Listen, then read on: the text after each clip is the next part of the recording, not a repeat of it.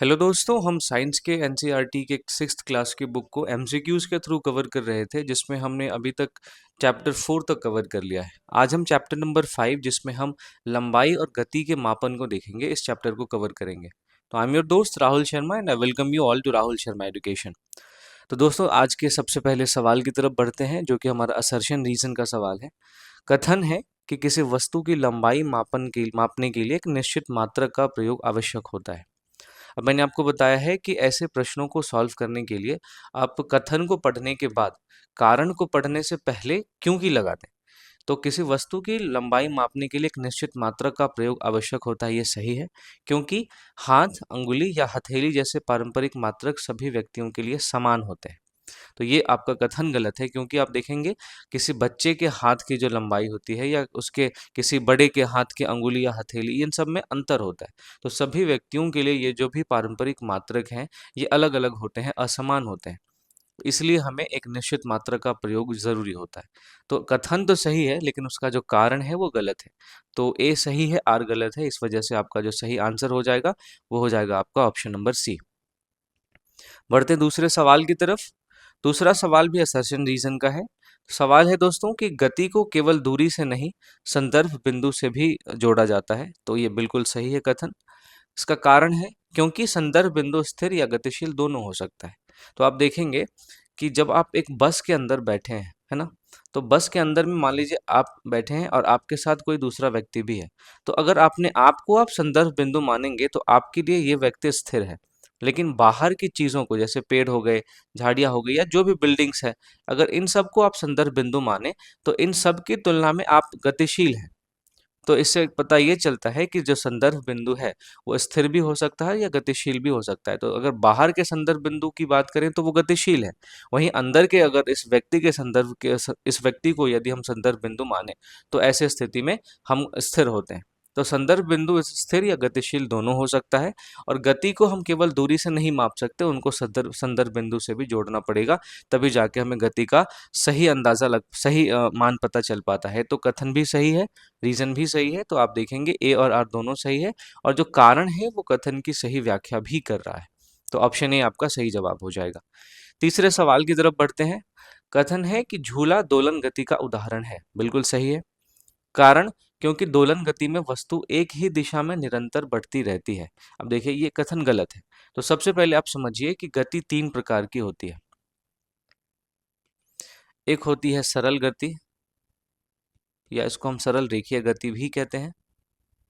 इसके अलावा दूसरी गति होती है दोलन गति, और तीसरी गति जो होती है वो होती है वृत्तीय गति। अब इन तीनों में थोड़ा सा अंतर होता है। देखिए, सरल गति में कोई भी वस्तु बिल्कुल सरल रेखा पे ऐसे गमन करती है। दोलन गति में कोई भी वस्तु किसी बिंदु के, मान लीजिए अगर इस बिंदु को हम मान ले तो इसके आगे, इसके पीछे, इसके इधर उधर ऐसे गति करती रहती है। एक उदाहरण के तौर पे आप देख सकते हैं, जो झूले की गति है वो दोलन गति का उदाहरण है ना। और वृत्तीय गति में कोई भी बिंदु एक वृत्तीय पथ में गति करती है और बार बार एक बिंदु को जो है, बार बार इस बिंदु के चारों तरफ चक्कर लगाती रहती है। तो ये तीन प्रकार की गति होती है। तो मैंने आपको बताया कि जो झूले की गति है वो दोलन गति का उदाहरण है। तो ये कथन बिल्कुल सही है। इसका कारण है दोलन गति में वस्तु एक ही दिशा में निरंतर बढ़ती रहती है। अब जब कोई वस्तु एक ही दिशा में निरंतर बढ़ती रहती है तो इस गति को हम सरल रेखीय गति कहते हैं, है ना। दोलन गति में वस्तु एक बिंदु के इधर उधर, आगे पीछे जो है वो घूमती रहती है। तो आपका कारण जो है वो गलत है, और जो कथन है वो बिल्कुल सही है। तो आपका सही जवाब हो जाएगा ए सही है, आर गलत है। ए सही है, आर गलत है, ऑप्शन नंबर ए। मैं उम्मीद करता हूँ आपको ये चीजें समझ आ रही होंगी। अगले सवाल की तरफ बढ़ते हैं दोस्तों। वृत्तीय गति आवर्तीय गति का एक रूप है। कारण है इसका क्योंकि वृत्तीय गति में वस्तु बार बार एक ही स्थान पर लौटती है। अब मैंने अभी आपको तीन प्रकार की गति बताई, इनके अलावा एक और गति होती है जिसको हम आवर्ती गति कहते हैं। आवर्ती गति जो है, इसमें वस्तु एक ही बिंदु पे बार बार लौटती है। अब दोलन गति या फिर वृत्तीय गति, ये दोनों ही आवर्ती गति है, क्योंकि आप देखेंगे इन दोनों ही गतियों में कोई भी वस्तु, अब इसमें देखिए अगर ये बिंदु हमने मान लिया, तो अगर कोई भी वस्तु इस तरीके से मूव कर रही है, कभी एक बार इधर एक बार इधर, तो वो बार बार इस बिंदु से होकर गुजर रही है। ठीक है, ठीक है। वृत्तीय गति में आप देखेंगे ये इस बिंदु को अगर हम एक वो मान ले, फिक्स्ड पॉइंट मान ले, तो इस बिंदु के चारों तरफ बार बार हम देखते हैं कोई भी वस्तु इस तरीके से गति करती है। तो वृत्तीय गति और दोलन गति ये दोनों ही आवर्ती गति के उदाहरण हैं। और आवर्ती गति में जो वस्तु है वो बार बार एक ही बिंदु से होकर गुजरती रहती है एक निश्चित अंतराल पे। तो वृत्तीय गति आवर्ती गति का एक रूप है। बिल्कुल सही है, क्योंकि एक निश्चित अंतराल पे हम देखते हैं इस पॉइंट से होके, आप यहाँ पे देखिए, इस पॉइंट से होके बार बार ये वस्तु गुजरेगी। तो कथन सही है, क्योंकि वृत्तीय गति में वस्तु बार बार एक ही स्थान पर लौटती है। मैंने आपको यहाँ पे बताया कि बार बार जब ऐसे घूमेगी तो यहाँ पे एक ही स्थान पे लौटेगी। तो कारण भी सही है और कथन भी सही है। तो ए और आर दोनों सही है और आर ए की सही व्याख्या करता है। इस वजह से ऑप्शन नंबर ए आपका सही जवाब हो जाएगा। बढ़ते हैं अगले सवाल की तरफ दोस्तों। टूटे पैमाने से सटीक मापन नहीं किया जा सकता, क्योंकि मापन का आरंभ केवल जीरो से ही किया जा सकता है। देखिए, अगर आपने एनसीईआरटी के इस चैप्टर को पढ़ा है तो उसमें आपको ये बताया गया है कि टूटे हुए पैमाने से मापन किस तरीके से किया जाए। तो टूटे पैमाने से सटीक मापन नहीं किया जा सकता, ये बिल्कुल गलत है, क्योंकि टूटे पैमाने से भी आप मापन कर सकते हैं। कैसे कर सकते हैं ये अभी मैं आपको बताऊंगा। और मापन का आरंभ केवल जीरो से ही किया जाना चाहिए, ये कथन भी गलत है। तो ऑप्शन नंबर सी आपका सही जवाब हो जाएगा, दोनों गलत है। अब मान लीजिए ये एक स्केल है, ठीक है।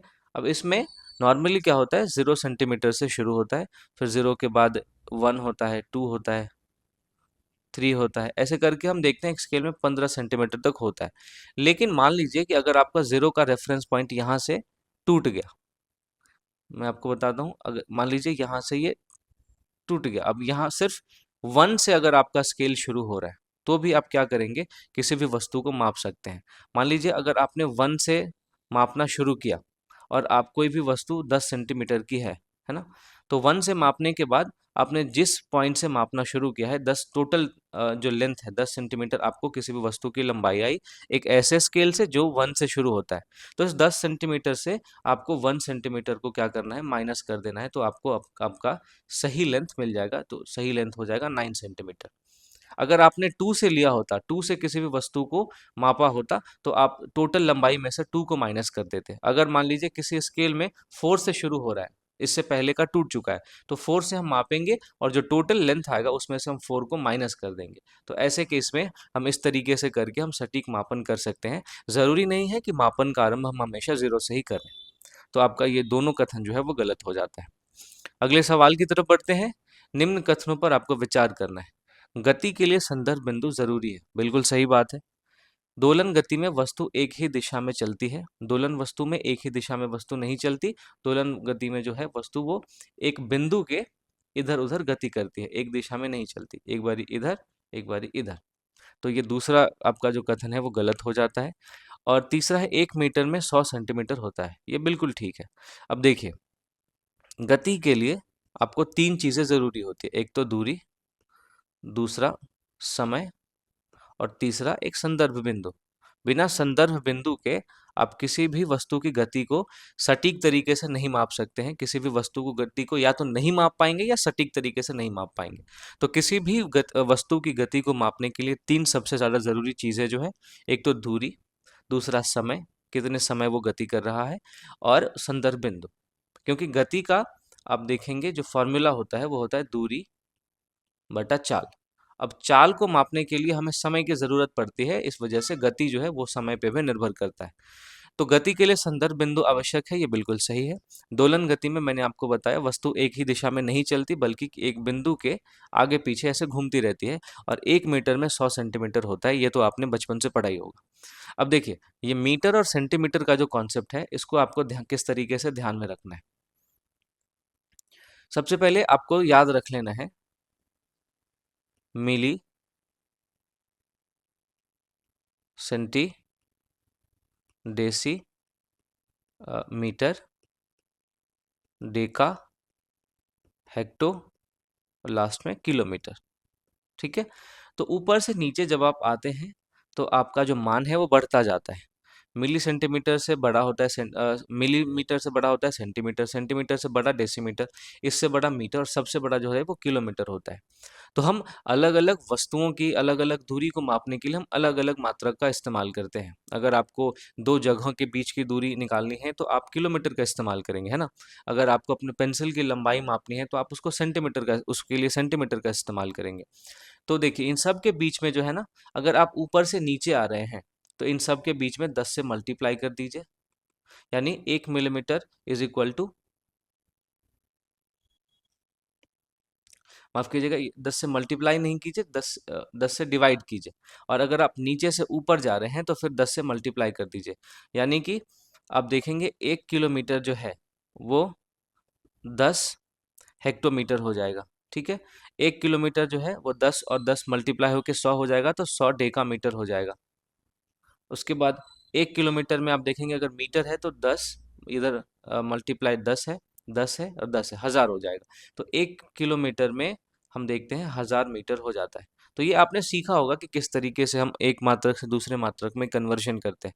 तो 1 मीटर में 100 सेंटीमीटर होता है, ये बिल्कुल ठीक है, क्योंकि मीटर में अगर आप ऊपर की तरफ जाएंगे तो 10 इधर 10 इधर, तो 10 और 10 मल्टीप्लाई होके 100 हो जाते हैं। तो दो बारी क्योंकि हम ऊपर गए तो ऊपर जाने पे हम 10 से मल्टीप्लाई करते हैं, तो दो बार ऊपर गए तो 10 से दो बारी मल्टीप्लाई करेंगे तो 100 सेंटीमीटर हमारा आ जाएगा। तो गति के लिए संदर्भ बिंदु आवश्यक है, पहला सही है, दूसरा जो है वो गलत है, और तीसरा 1 मीटर में 100 सेंटीमीटर होता है, ये भी सही है। तो कौन से कथन सही है, तो आपका ऑप्शन हो जाएगा ऑप्शन नंबर ए, केवल 1 और 3। अगले सवाल की तरफ बढ़ते हैं। निम्न में से कौन से कथन सत्य हैं? देखिए बार बार मैं आपसे ये अंडरलाइन या फिर सर्कल इसलिए कर रहा हूँ क्योंकि अक्सर लोग यहाँ पे गलत कर देते हैं जल्दी जल्दी पढ़ने के चक्कर में। तो सत्य पूछा जा रहा है या असत्य पूछा जा रहा है, इस पे आपको ध्यान देना है। तो कौन से कथन सही है? 1 इंच में 2.54 सेंटीमीटर होता है, ये बिल्कुल ठीक है, ये आपने अगर इस चैप्टर को पढ़ा होगा तो उसमें देखा होगा। मीटर का प्रतीक एम है, ये भी ठीक है। और गति को केवल दूरी से समझा जा सकता है, ये कथन गलत है, क्योंकि मैंने आपको बताया कि गति को समझने के लिए तीन चीज़ों की ज़रूरत पड़ती है। पहला दूरी, दूसरा समय, और तीसरा जो है वो संदर्भ बिंदु। ठीक है, तो इस तरीके से आप देखेंगे तीसरा कथन गलत है, दूसरा सही है, पहला सही है।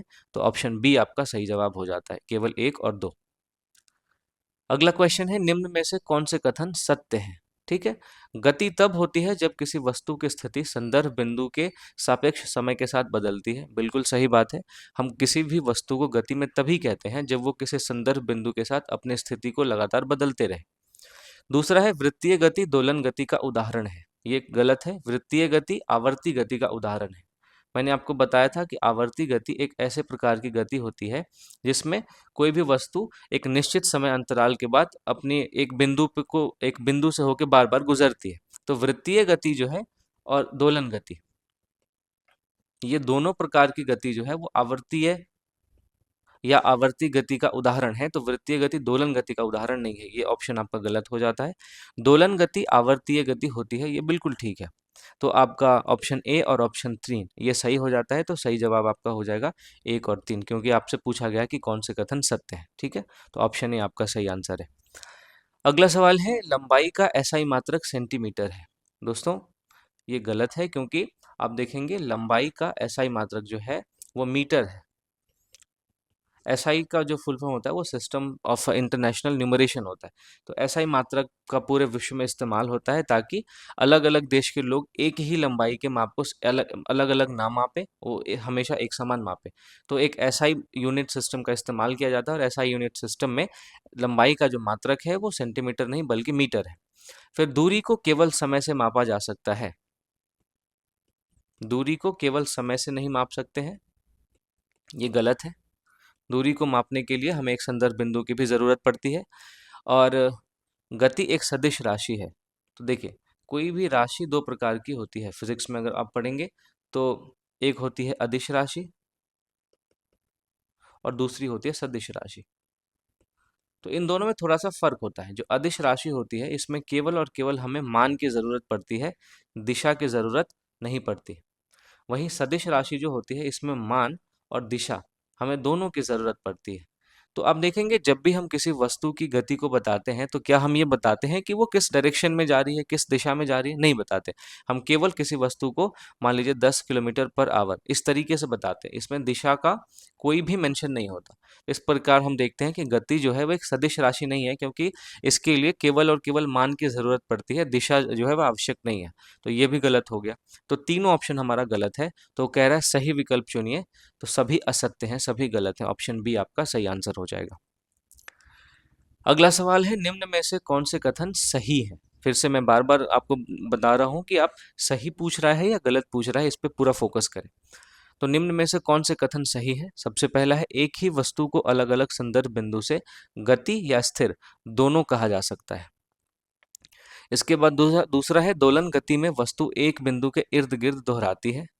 झूला एक सरल गति का उदाहरण है। तो सबसे पहले तो अगर आपने तीसरा सवाल जो है, तीसरा जो स्टेटमेंट है उसको अगर गलत कर लिया है, यानी कि झूला जो है, मैंने आपको शुरुआत में ही बताया, ये दोलन गति का उदाहरण है, तो ये तो गलत हो जाता है। आपसे सही पूछा गया है तो तीसरा गलत है, तो ये खत्म, ये खत्म। अब पहला और दूसरे पे देखते हैं। दोलन गति में वस्तु एक बिंदु के इर्द गिर्द दोहराती है, ये बिल्कुल सही है। मैंने आपको बताया अगर हम इस बिंदु को ले लें तो दोलन गति में वस्तु एक बारी ऐसे और एक बारी ऐसे गति करती है, तो बार बार इस बिंदु से होके अपने आप को दोहराती है। तो ये आपका सही है। दूसरा दूसरा स्टेटमेंट बिल्कुल सही है। और पहला है कि एक ही वस्तु को अलग अलग संदर्भ बिंदु से गति या स्थिर दोनों कहा जा सकता है। अब मैं आपको एक उदाहरण से समझाता हूँ। ये एक बस है।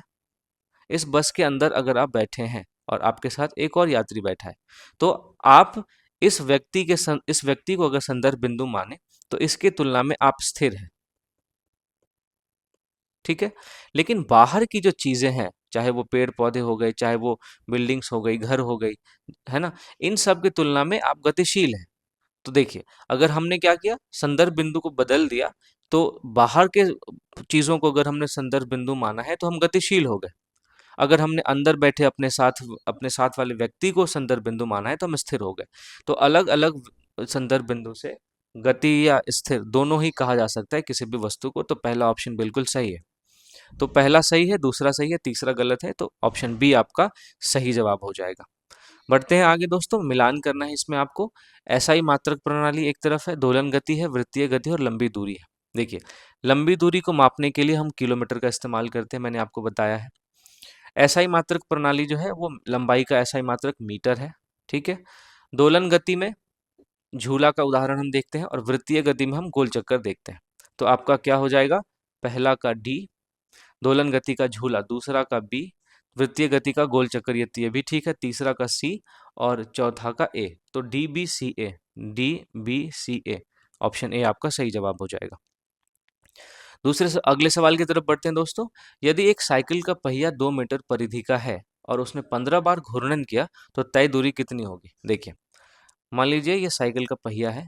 परिधि का मतलब इसके बाहर का जो ये है, इसको हम परिधि कहते हैं। तो 15 बार अगर ये घूर्णन करेगा तो 15 बार इस परिधि को हम देखते हैं ऐड करेंगे, ऐसे करके 15 बार हम ऐड करेंगे।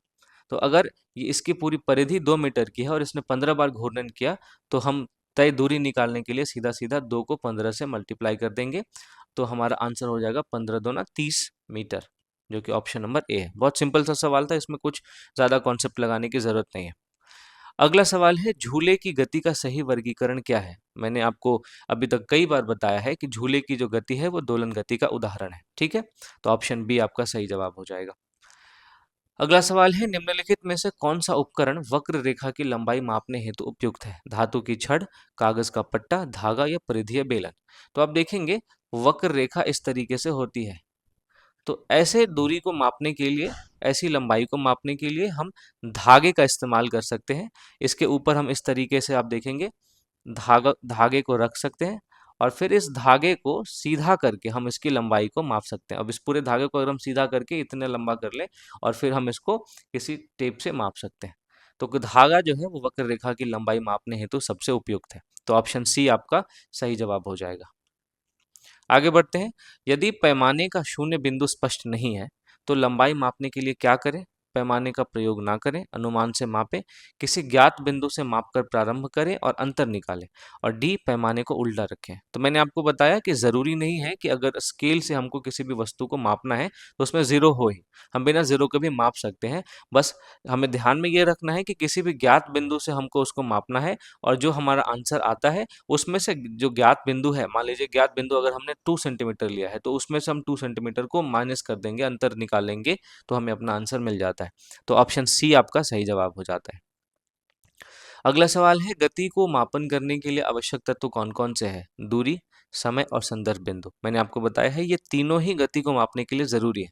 अब समय देखिए, गति का जो फॉर्मूला होता है वो होता है दूरी बटा चाल। ठीक है, अब चाल मापने के लिए क्योंकि समय बहुत जरूरी होता है, इसलिए गति मापने के लिए भी समय जो है वो इंपॉर्टेंट हो जाता है।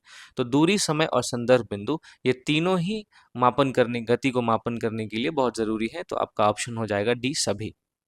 अगला सवाल है, 1.8 मीटर को मिलीमीटर में बदलने पर उत्तर क्या होगा? देखिए, मीटर मीटर को मिलीमीटर में बदलने के लिए हम 1000 से मल्टीप्लाई करते हैं। ठीक है, तो जब हम 1000 से मल्टीप्लाई करेंगे 1.8 को, तो सीधा आ जाएगा हमारा 1800 मिलीमीटर। तो आपका ऑप्शन हो जाएगा ऑप्शन नंबर बी। अगला सवाल है, किस गति में वस्तु किसी निश्चित बिंदु के चारों ओर घूमती है? सरल रेखीय में, दोलन में, वृत्तीय में या यादृच्छिक में? तो वृत्तीय गति में आप देखेंगे कोई भी वस्तु किसी निश्चित बिंदु के चारों ओर ऐसे घूमती रहती है। तो ऑप्शन सी आपका सही जवाब हो जाएगा। अगला सवाल है, किस गति में वस्तु समय के साथ अपनी स्थिति को दोहराती है? आवर्ती गति, अवसादी गति, स्थिर गति या यादृच्छिक गति? मैंने आपको बताया कि आवर्ती गति में कोई भी वस्तु एक निश्चित समय अंतराल के पश्चात अपनी स्थिति को दोहराती है। जैसे आप देखेंगे दोलन गति में, इस बिंदु को अगर हम फिक्स माने तो इस बिंदु पे एक निश्चित समय अंतराल के बाद ये मान लीजिए पेंडुलम है, ये बार बार ऐसे लटकता रहता है, या झूला अगर आप मान ले तो ये ऐसे लटकता रहता है। तो हम आवर्ती गति का उदाहरण दोलन गति को मानते हैं। साथ ही वृत्तीय गति में भी हम देखते हैं कि एक निश्चित अंतराल के बाद इस बिंदु से प्रत्येक वस्तु अपने आप को दोहराती है। तो अब आवर्ती गति आपका सही जवाब हो जाएगा, क्योंकि इसी गति में वस्तु जो है वो समय के साथ अपनी स्थिति को दोहराती रहती है। अगला सवाल है, संदर्भ बिंदु की अनुपस्थिति में गति का अनुमान असंभव है, पूर्ण है, सटीक नहीं है, या फिर असंभव है और सटीक नहीं है? मैंने आपको बताया कि जब संदर्भ बिंदु की अनुपस्थिति होती है तो या तो हम किसी भी वस्तु की गति का अनुमान नहीं लगा सकते हैं, या फिर अगर हम अनुमान लगाते भी हैं तो वो सटीक नहीं होगा। पूर्ण रूप से किसी भी वस्तु की गति का अनुमान लगाने के लिए हमें एक संदर्भ बिंदु की जरूरत पड़ती ही पड़ती है। ठीक है, तो आपका ऑप्शन डी सही हो जाएगा, असंभव है या सटीक नहीं है। ठीक है, चलिए, तो आज के इस सेशन में हमने इन 20 प्रश्नों के माध्यम से इस पूरे चैप्टर को समझने की कोशिश की। इसका आपको आंसर की यहाँ पे मिल जाएगा। आप अपने खुद से इस सारे क्वेश्चंस को सॉल्व करके अपने आंसर को इससे मिला सकते हैं और अपने तैयारी की जांच कर सकते हैं। तो दोस्तों, इस सेशन का अगर आपको पीडीएफ चाहिए तो आप मेरे टेलीग्राम चैनल को ज़रूर ज्वाइन करें। टेलीग्राम चैनल का लिंक आपको मेरे चैनल इसी वीडियो के डिस्क्रिप्शन में मिल जाएगा। साथ ही साथ दोस्तों, जाने से पहले अगर आपको वीडियो पसंद आई हो तो लाइक ज़रूर करें, चैनल को सब्सक्राइब ज़रूर करें। Thank you for watching. मिलता हूँ आपसे बहुत ही जल्दी अगली वीडियो में।